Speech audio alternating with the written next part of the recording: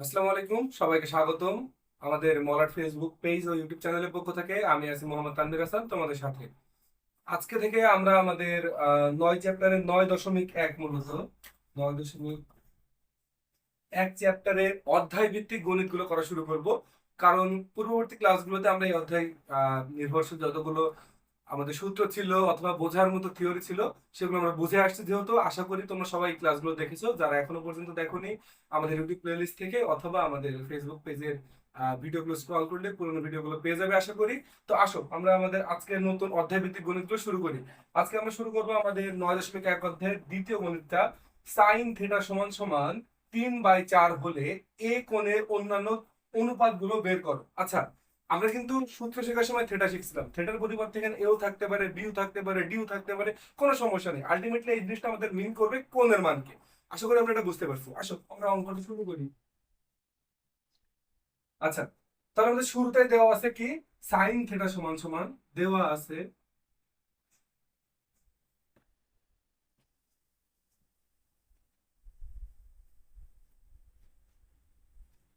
Sign এ। এই এটা মানেও কিন্তু আসলে মূলত থিটা। কিন্তু আমরা সাইন এ সমান সমান পাচ্ছি হচ্ছে 3/4।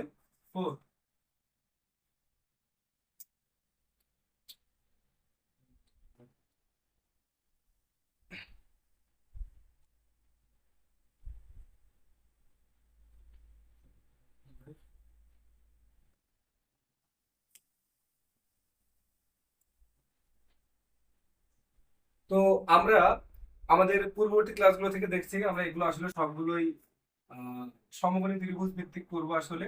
তাহলে এই মুহূর্তে আমাদের 90 ডিগ্রি কোণটা হচ্ছে মূলত এটা, 90 ডিগ্রি কোণ। আচ্ছা, আর এই থিয়েটার মানটা আমরা দিচ্ছি হচ্ছে, এটাকে আমরা বলছি থিয়েটা। এটাকে আমরা যে কোনো একটা ত্রিভুজ ধরতে পারি আসলে, পি কিউ আর, কোনো সমস্যা নেই, যে কোনো ত্রিভুজ ধরলাম। আচ্ছা, তাহলে আমাদের এই থিয়েটাটা আমাদের হচ্ছে এটা। আচ্ছা, তাহলে আমরা আমাদের সাইন থিটার সময় আমরা কি জানি, আমরা একটু লিখে নিই। আমরা জানি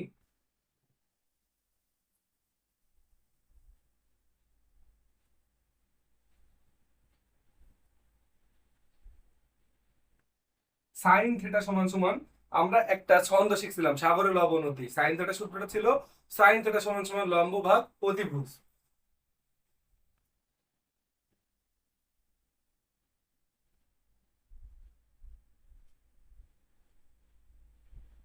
আচ্ছা, তাহলে দেখো তো, আমরা যদি এই সূত্রটার সাথে এবং এই দেওয়া মানটার সাথে মিলাই, তাহলে আমরা পাচ্ছি আসলে এই যে লম্ব উপরে যে মানটা আছে এটা হচ্ছে আমাদের মূলত লম্বের মান। এবং এই আমরা চিত্রটায় বসায় দেখি তো, লম্ব হচ্ছে আমাদের এটা, তাহলে লম্বের মান পাচ্ছি আমরা হচ্ছে 3।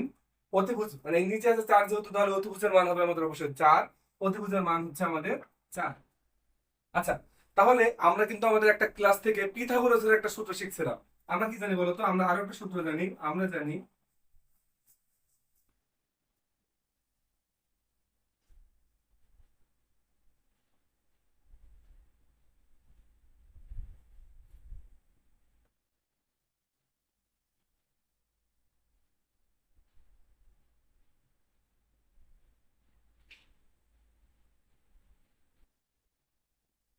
আমরা জানি অতিভুজের স্কোয়ার সমান সমান হচ্ছে মূলত ভূমি স্কোয়ার যোগ লম্ব স্কোয়ার। আচ্ছা, দেখো তো আমরা অতিভুজের মানটা কত পেয়েছি, অতিভুজের মান পেয়েছি আমরা মূলত 4। তাহলে এখানে লিখলাম 4 স্কোয়ার সমান সমান, ভূমির মানটাকে আমরা এখন পর্যন্ত পেয়েছি না, আমরা ভূমির মান পাইনি। আমাদেরকে ভূমির মানটাই নির্ণয় করতে হবে। তাহলে আমরা ভূমির মানটা ফাঁকা রাখছি, ভূমি স্কোয়ার প্লাস লম্বের মানটা দেখো আমরা পেয়ে গেছি, লম্বের মান পেয়েছি আমরা হচ্ছে 3, 3 স্কোয়ার। আচ্ছা, 4 স্কোয়ার করলে হয় 16, ভূমি স্কোয়ার যেটা ছিল আমরা এভাবে রেখে দিলাম, 3 স্কোয়ার করলে হয় আমাদের 9। আচ্ছা, আমরা কি জানি, যেটা মান বের করবো ওটাকে এক পাশে রেখে বাকি জিনিসগুলো অন্য পাশে নিয়ে আসবো। তাহলে 16 আছে, 16 থেকে আমরা এই 9টা এই পাশে প্লাস ছিল, এই পাশে আসলে হবে মাইনাস। সমান সমান আমরা পেলাম ভূমি স্কোয়ার। আচ্ছা, এটার অবশিষ্ট পার্টটা আমরা এখানে শেষ করি। তাহলে দেখো, আমরা 16 থেকে 9 বের করলে পাই হচ্ছে 7।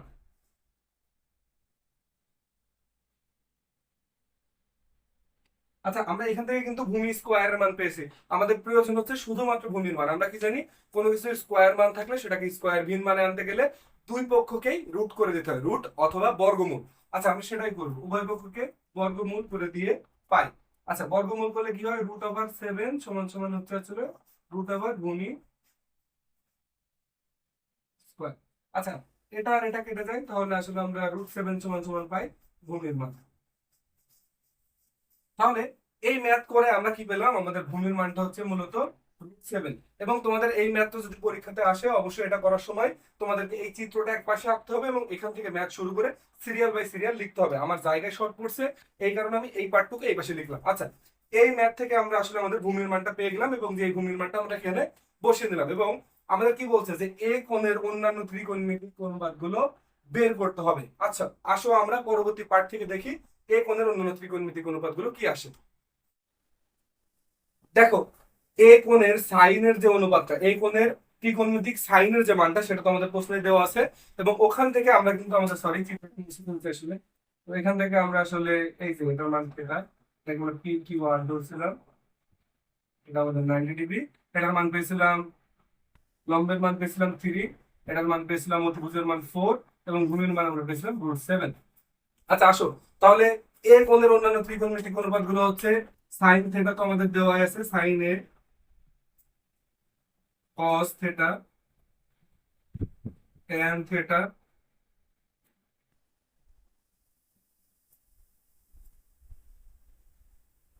কট থিটা,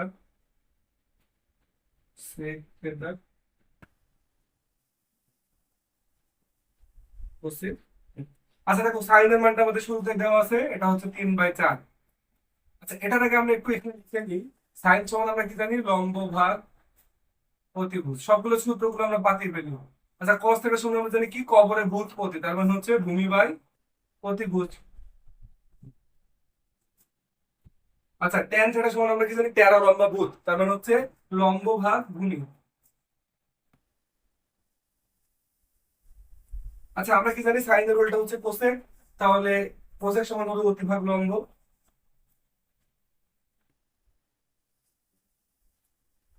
আচ্ছা, কজের উল্টা জানি আমরা সেক, তাহলে কস থিটা সমান হবে আমাদের আসলে অতি ভাগ ভূমি, প্রতিভুজ ভাগ ভূমি। আচ্ছা, আর ট্যানের উল্টা যেহেতু কট, তাহলে আমরা কট থিটা সমান পাবো হচ্ছে ভূমি ভাগ লম্ব।